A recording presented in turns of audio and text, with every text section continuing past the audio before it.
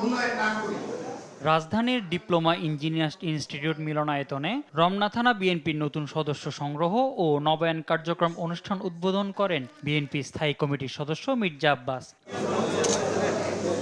এ সময় তিনি অভিযোগ করেন, একটি রাজনৈতিক চক্র নির্বাচনকে পিছিয়ে দিয়ে জাতিকে বিপদে ফেলার পায়তারা করছে। কোন অফিসে, কোন আদালতে, কোন দোকানে, কোন ফুটপাতে কোন চাঁদাবাজকে প্রশ্রয় দেওয়া যাবে না।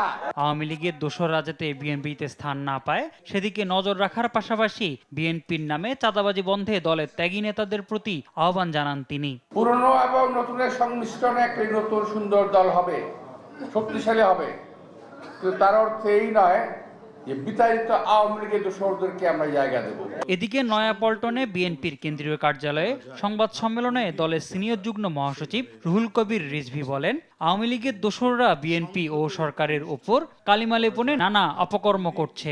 যারা ব্যাংক শূন্য করে দিয়েছে, লোপাট করেছে, তাদের খপ্পরে আর না পড়ে, এটা যাতে তৎকালীন ক্ষমতাসীনরা তাদের পরিবার পরিজন ঘনিষ্ঠজনদের জন্য টাকা পাচার করে তারা সুখে শান্তিতে থাকার যে প্রচেষ্টা নিয়েছে প্রজন্মের পর প্রজন্ম ধরে, সেই ধরনের বাংলাদেশ যেন আর কখনোই ফিরে না আসে। এদিকে বিকালে গুলশানে বিএনপি চেয়ারপারসনের কার্যালয়ে মহাসচিব মির্জা ফখরুল ইসলাম আলমগীরের সঙ্গে বৈঠক করেন কানাডিয়ান হাই কমিশনার। এতে বাংলাদেশের আগামী নির্বাচন সহ দুই দেশের পারস্পরিক সম্পর্কের উন্নয়নের নানা দিক নিয়ে আলোচনা হয়।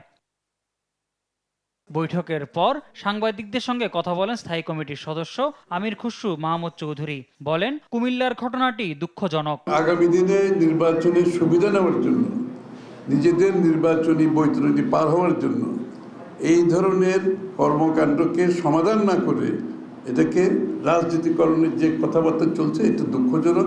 আগামী ফেব্রুয়ারিতে জাতীয় নির্বাচন আয়োজনে সংশ্লিষ্ট সবাই প্রস্তুতি নিচ্ছে বলেও মন্তব্য করেন আমির খুসরু।